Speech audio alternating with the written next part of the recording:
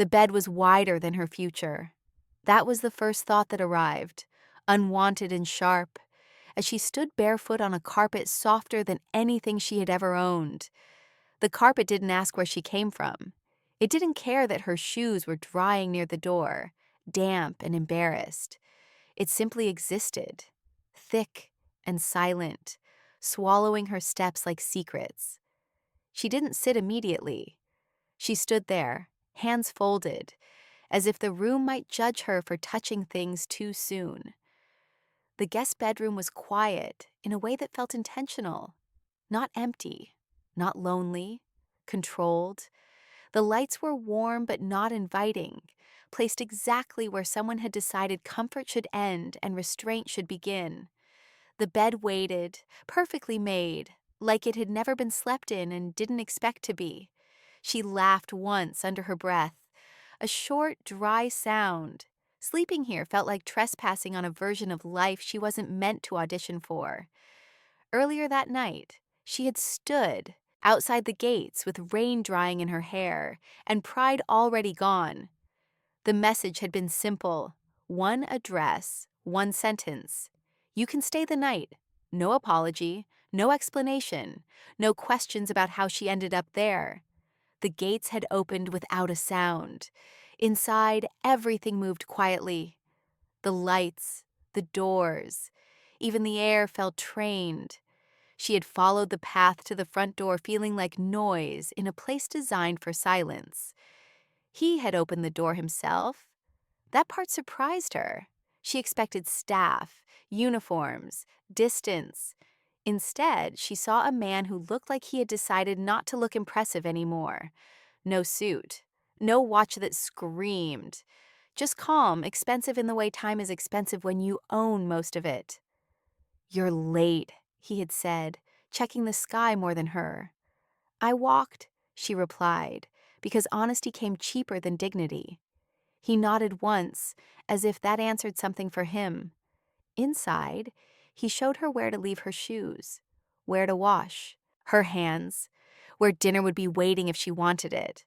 No rush, no pity, no curious questions that made her explain herself into smaller and smaller pieces. It felt wrong.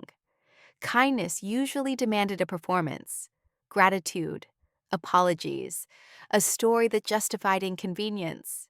This didn't. After dinner, he walked her to the guest room himself. "You can sleep here," he said, opening the door. "You'll be comfortable."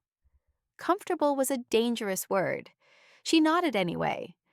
"Bathroom's inside. Towels are clean. Lock the door if you like." She hesitated. "Thank you." He raised a hand, not sharply, but decisively. "Not tonight," he said. The pause that followed was heavy. "Not, thank you," she tried. "Not that either," he replied. "Just sleep." He left before she could ask what that meant.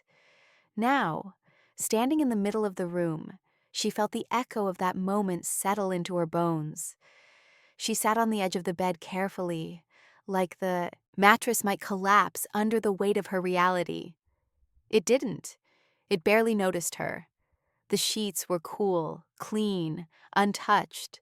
She lay back slowly, staring at the ceiling. No cracks, no stains, no memories. Her chest tightened. She had slept on floors that remembered every argument, on buses that smelled like exhaustion, on couches where other people's lives pressed against her back all night. This bed didn't remember anything. It made her feel invisible. She turned onto her side, then back again, restless. The silence felt loud now, thick with things she wasn't allowed to name. The house made small sounds, mechanical and distant, like it was reminding her that it functioned whether she existed in it or not. She wondered how many people had slept here before. Not guests, not friends, temporary lives passing through expensive walls. The thought made her stomach twist. She closed her eyes and tried to sleep. It didn't come. Instead, awareness crept in. The weight of the blanket, the softness against her skin, The unfamiliar sensation of not needing to brace for cold, or noise, or someone telling her to leave in the morning. That last thought lingered. Leave. He had said nothing about staying beyond sunrise. No promises, no offers, just one night neatly packaged, like a service rather than salvation. She exhaled slowly. There was a knock. Not loud, not urgent. Her body tensed anyway. Yes, she said too fast. The door opened slightly. He didn't step in. He didn't look at the bed. I forgot something, he said, holding a folded piece of paper. House rule. Of course there was. He placed it on the small table near the door. You don't have to read it now, he added, but you should. She nodded, throat tight. He paused, then looked at her properly for the first time that night. Not her clothes, not her posture. Her. Sleep, he said again. Try. The door closed. She waited a few seconds, then reached for the paper. It held a single sentence. Do not repay kindness with obedience. She frowned. That didn't make sense. She read it again. Her chest warmed, then tightened. Obedience had kept her alive. Obedience had fed her. Obedience had earned her couches, favors, time. What kind of rule took that away? She folded the paper carefully and set it back on the table, like it might bite if handled wrong. The dark humor of it hit her then, quiet and bitter. A billionaire letting her sleep in his house, and the rule was about how she was allowed to feel about it. She laughed softly into the pillow, the sound muffled but real. Her body finally relaxed enough to sink into the mattress. The room didn't change. The house didn't shift. Nothing dramatic happened. That was worse, because comfort, she knew, was the most seductive trap of all. She drifted, not fully asleep, aware of every breath, every sound. The night outside pressed gently against the windows, curious but held back by glass and money. Somewhere in the house he moved. Not close, not far. She felt the awareness anyway. Two people under the same roof, bound by a rule neither had explained yet. And as her eyes finally closed, one thought surfaced, sharp and unwelcome. This house didn't want her gratitude. It wanted something else. She woke before the house did. Not suddenly, not from fear, just from awareness returning in layers. The softness of the mattress, the quiet hum hidden inside the walls, the unfamiliar certainty that no one would knock and tell her to move along. Morning had not arrived yet. The light outside the window was still dark, but thinner now, like the night was losing confidence. For a moment she forgot where she was. Then she remembered everything at once. The bed, the house, the rule. Do not repay kindness with obedience. The sentence sat in her chest, like a weight she wasn't used to carrying. She had lived most of her life doing the opposite. Obedience was safe. Obedience made people predictable.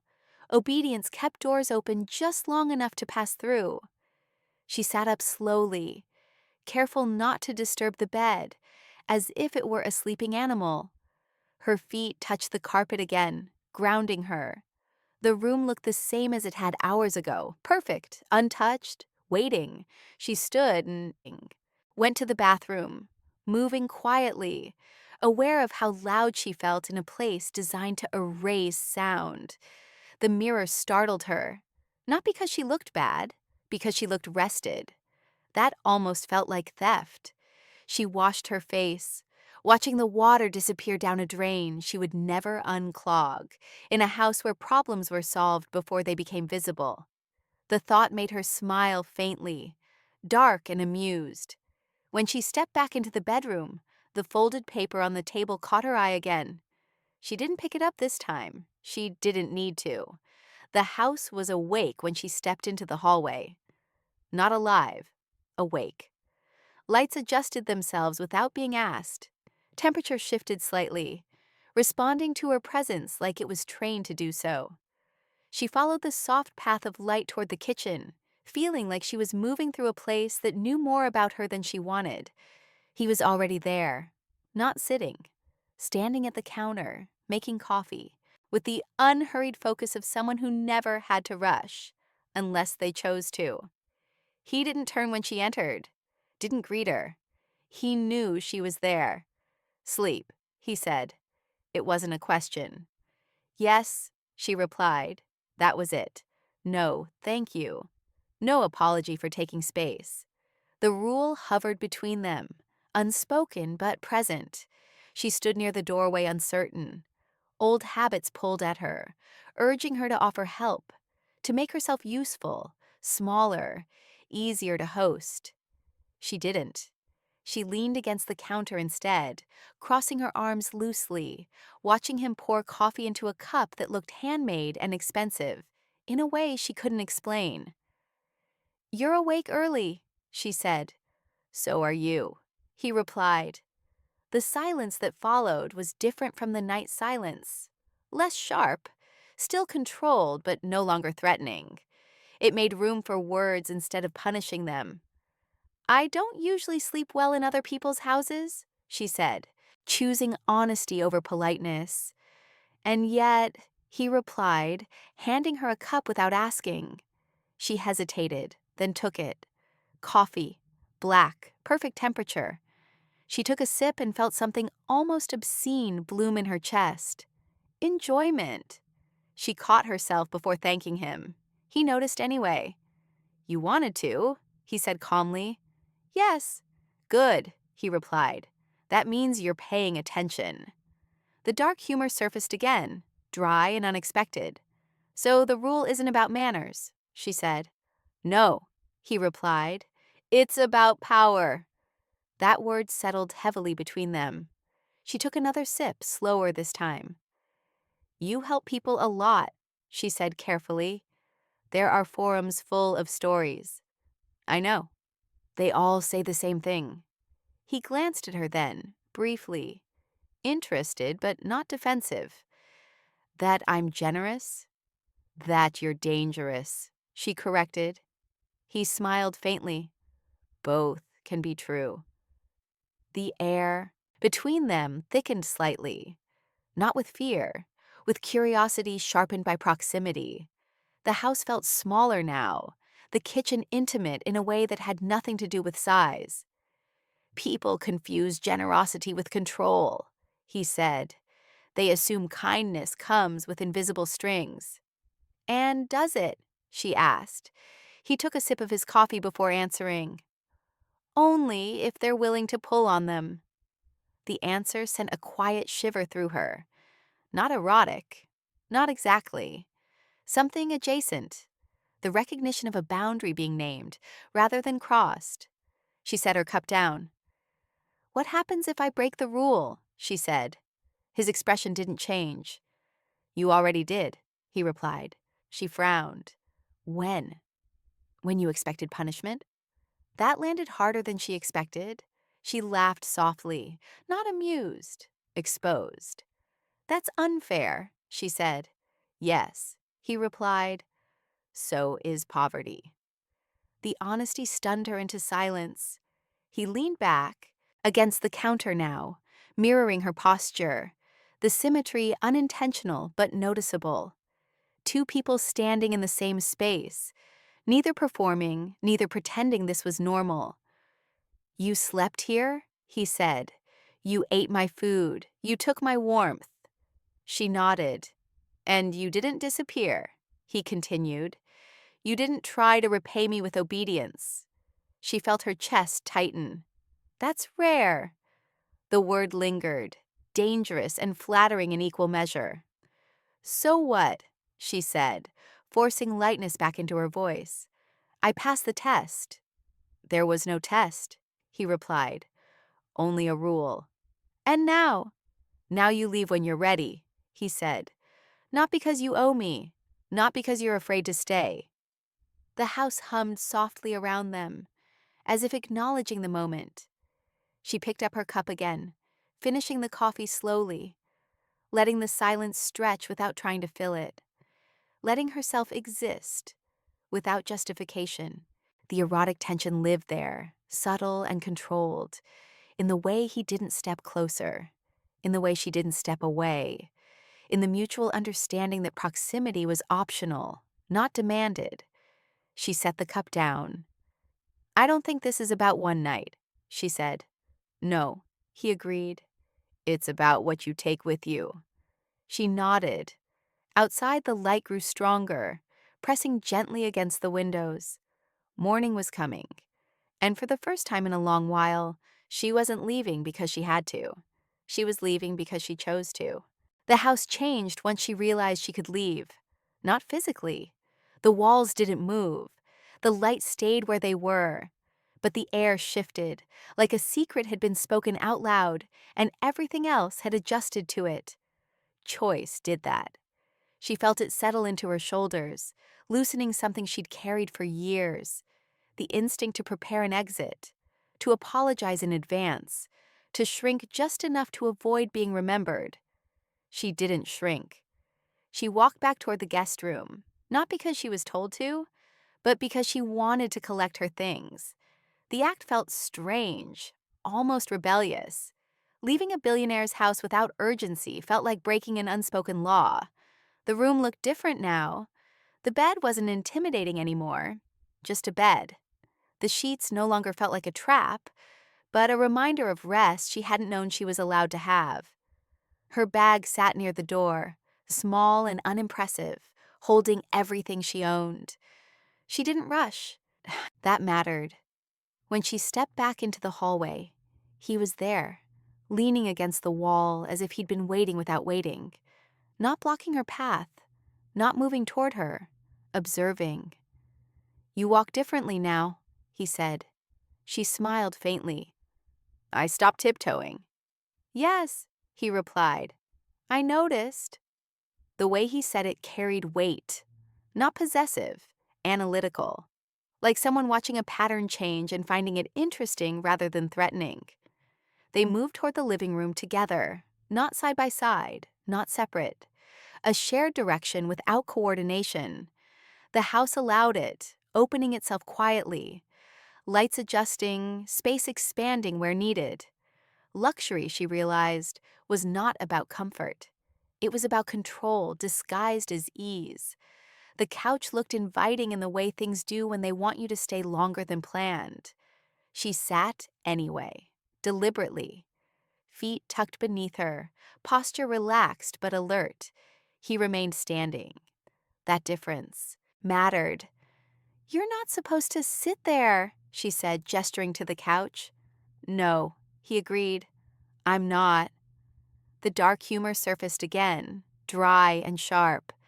"So this is the part where you loom," she said. "This is the part where I don't," he replied, moving to the chair opposite her instead. He sat. The symmetry returned, subtle but deliberate, balance restored. She exhaled slowly. Comfort pressed in again, gentler this time, the kind that tried to convince you nothing bad could happen here, that this was safe, that you could stop paying attention. She didn't. "That couch," she said, running her fingers lightly along the fabric, "feels like it wants something from me." He smiled. "It wants you to forget where you came from." The honesty startled her. "That's cruel," she said. "Yes," he replied. "That's why it works." The erotic tension lived there, quiet and restrained, not in touch, not in looks held too long, in the shared awareness of power being named instead of acted on, in proximity chosen, not enforced. She leaned back slightly, testing the comfort without surrendering to it. "So," she said, "is this where you offer me a job?" "No," he replied immediately. She raised an eyebrow. "This is where people expect that," he continued. "Money, opportunity, a way out." "And you don't," she said. "I don't," he confirmed. "Because then the rule would change." She considered that. "Into what?" "Gratitude," he said. "Debt, performance." She laughed softly. You're very aware of how awful you are. He smiled again, not offended. I'm aware of how systems work, he said. People think wealth gives freedom. It mostly gives leverage.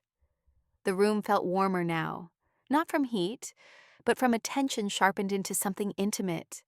Not desire, recognition. She shifted on the couch, crossing her legs, grounding herself in the deeper movement. And you, he added, are dangerous to those systems. She frowned. I don't have anything. No, he said. You have refusal. The word landed heavy. Refusal had always been expensive. Refusal cost meals, beds, safety. Refusal was a luxury she'd never afforded herself. Until now. The dark humor of it all made her smile again, slower this time. So the rule wasn't about manners, she said. It was about training me not to beg. Yes, he replied, and about training me not to enjoy being begged to. That admission tightened the air between them. Not erotic, not innocent, honest. She stood, not abruptly, not defensively, just enough to shift the dynamic again. Her body felt steady, grounded. She wasn't small here, not invisible. Then this is where it gets interesting, she said. How so? I can leave, she said calmly. And you don't get anything from me. He nodded. Correct. And if I stay, you still don't owe me, he replied. She walked a few steps, letting the room adjust to her movement. The house responded, but she didn't. She remained herself. That's the trick, she said. You built a place where people confuse comfort with permission. Yes, he said. Most do. And you, she continued, stopping near the window, are waiting to see if I will. The silence that followed was thick, but not hostile. The night outside had fully retreated now, replaced by pale morning light that made everything feel more exposed.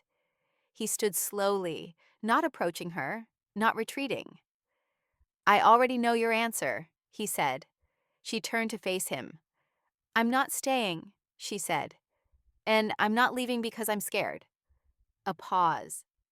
I'm leaving because I don't want this to become a story I tell myself wrong later.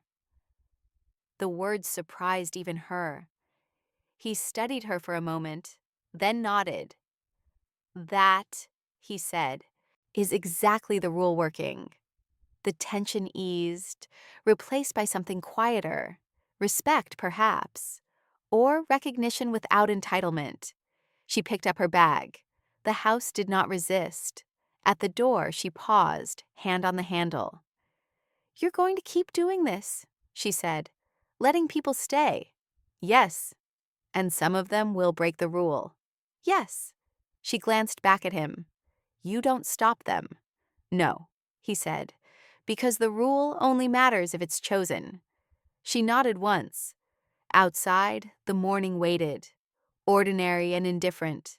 The street looked the same as it always had, but she felt different stepping toward it. Behind her, the door closed softly, not locking her out, letting her go. And for the first time in a long while, she understood that comfort could be a weapon, but only if you forgot you were allowed to put it down. She didn't step outside immediately. The door closed behind her with a sound too soft to be final, and that alone felt intentional. The house wasn't pushing her away. It wasn't pulling her back either. It was doing something far more dangerous. It was waiting. She stood in the entryway, bag hanging from her shoulder, hand still resting on the handle. The morning light slipped in through tall windows, pale and polite, illuminating polished floors that had never known hurry. The air here was neutral now, stripped of night's intensity, yet the tension remained, coiled and quiet. Leaving was supposed to be easy. She had told herself that for years.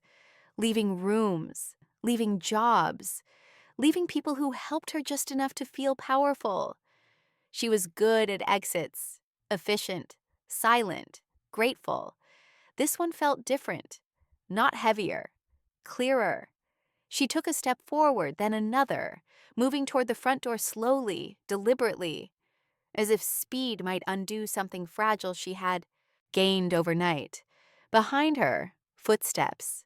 Not rushed, not chasing. He stopped several feet away. "You don't have to go like that," he said. She turned. "Like what?" "Like you're afraid the floor might collapse." She glanced down, then smiled faintly. "Old habit." "Yes," he replied. "Those are hard to unlearn." The distance between them mattered. He didn't close it. She didn't widen it. The space remained intact, holding something neither of them named. "This is the part where most people hesitate," he said. She tilted her head slightly. "Because they want to stay." "No," he said, Akai, "because they want permission to leave." That landed hard. She felt it in her chest, a dull pressure that had nothing to do with fear. Permission had been the currency of her life. Permission to sit, to eat, to exist without being a burden. She straightened her shoulders. "I don't need permission," she said. "I know," he replied. "That's why I said something." The dark humor returned, sharp and uncomfortable. "You're very good at making people uncomfortable," she said. "Yes," he replied. "It keeps them honest." They stood there, suspended in a moment that felt like a test. Neither had announced. The house watched silently, its systems humming, lights steady, temperature exact, luxury at rest. "You could take something with you," he said. She raised an eyebrow. "Like what?" "Money, clothes, contacts," he said evenly. "People usually do." "And then," she said, "the rule breaks." He nodded. "And you don't stop them." "No," he replied, "because the rule isn't for me." That clarity unsettled her more than manipulation would have. She looked toward the door again. The outside world waited there, loud and careless, full of hunger and noise and rules that didn't pretend to be kind. "I won't take anything," she said. "I know." The way he said it carried no relief, no disappointment, just acknowledgement.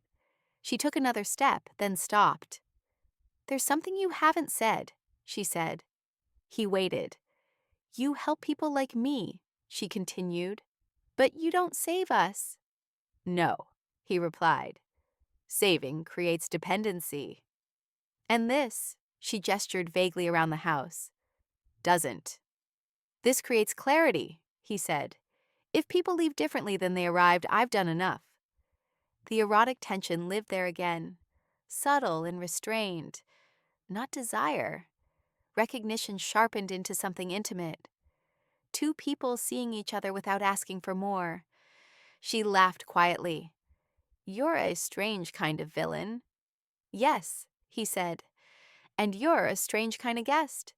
She finally opened the door. Cold morning air rushed in, real and unfiltered.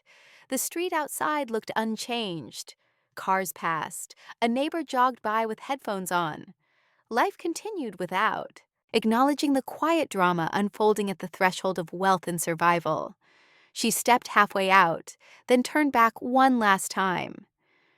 "You know this will change how I see things," she said. "Yes," he replied. "That's unavoidable." "And you're fine with that." "I built the rule for that," he said. She nodded, accepting the truth of it. "Then this is the part where I go," she said. He inclined his head slightly. Not a bow, not a dismissal, a recognition. "Go well," he said. She stepped fully outside.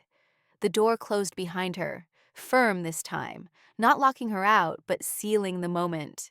She stood on the steps for a second longer than necessary, letting the cold air settle into her lungs, letting the weight of the night fall away piece by piece. She wasn't lighter. She was sharper. The dark humor of it followed her down the path, quiet and ironic. She had slept in a billionaire's house and left with nothing. And somehow, she had never felt richer. The rule had done its work, And as she walked toward the street, back into a world that demanded obedience loudly and often, she carried something far more dangerous than gratitude. She carried refusal, and that was going to change everything. The city greeted her without ceremony. Cars hissed over damp asphalt. A bakery door opened somewhere down the street, warm air escaping like a secret. Someone argued on a phone, loud and unashamed. The world did not pause to congratulate her for leaving a billionaire's house with empty hands. That felt right. She walked, not fast, not slow. The bag on her shoulder felt lighter than it had any right to, not because it weighed less, but because it no longer carried apology. Each step settled something in her spine, straightening her without effort. At the corner, she stopped and looked back once. The house stood still, tall and quiet, already folding the night into itself. No curtain twitched, no door opened, nothing reached for her. Good. She turned away and kept going. The bus arrived late, as buses always did. She climbed aboard, paid with exact change, and took a seat by the window. The vinyl stuck slightly to her legs. The smell of fuel and old fabric wrapped around her. Ordinary discomfort, honest discomfort. She smiled. The ride carried her through neighborhoods that knew her. Storefronts with handwritten signs. Apartments with laundry hanging like flags of endurance. Faces that didn't ask permission to exist. When she stepped off, the sun had climbed higher, confident now. She walked the last few blocks to a small cafe she'd passed 100 times and never entered because it felt like a luxury. She went in. The bell above the door rang. The barista looked up, nodded, and went back to wiping the counter. No scrutiny, no suspicion, just room. She ordered coffee and a sandwich, paid, sat by the window. The first bite tasted like more than food. It tasted like a decision. She took out her phone and opened the forum where she'd asked for help the night before. Messages had piled up, offers, advice, well-meaning noise. She typed a short reply. Found a place for the night. I'm okay now. She didn't explain. She didn't thank. She closed the app. Outside, people passed with their lives pulled tight around them. Inside, the cafe hummed. She let herself sit there longer than necessary, not because she was hiding, but because she could. The rule followed her quietly. Do not repay kindness with obedience. It wasn't a command anymore. It was a filter. When the barista asked if she wanted anything else, she said no without softening it. When a man at the next table smiled too long, she met his eyes and looked away without apology. When her phone buzzed with a message from someone offering help with conditions attached, she declined without inventing reasons. No performances, just choices. By afternoon, she had done 3 small things she would have avoided yesterday. She asked about a room with a real lease. She submitted an application for a job she thought she wasn't qualified for. She called a friend she'd been dodging and told the truth, without wrapping it in humor. Each action felt like setting down a weight. That evening, she returned to her room and opened the window. The city breathed in. She breathed out. The day had been ordinary and exhausting and good. Her phone buzzed once more, an unknown number. She stared at it for a moment, then opened the message. I hope you left with what you needed. No signature. She considered her reply carefully. Then she typed. I did. She didn't add anything else. She didn't wait for a response. She set the phone down and turned on the light. The room looked the same as it always had. Narrow, a little loud, a little tired. But it didn't feel temporary anymore. It felt like a place she was choosing, not enduring. She slept that night without rehearsing an exit. In the morning, she woke early and made plans. Not fantasies. Plans that fit inside her life and didn't ask for permission to exist. Days passed, then weeks. The job interview went well. The room became hers. The cafe learned her order. The city stopped, feeling like something she had to survive. Sometimes, when comfort arrived, she checked it for strings. Sometimes she found none. Sometimes she put it down anyway. That was the difference now. She kept the rule. Not because it had been written on expensive paper in a quiet house. Because it worked. One night had not saved her. It had given her a boundary. And with that, she built a life that didn't ask her to kneel for warmth or silence herself for shelter. She had slept in a billionaire's house and left with nothing in her hands. She woke up the next morning with something better. She woke up knowing that if a door opened, she could walk through it. And if it didn't, she could keep going.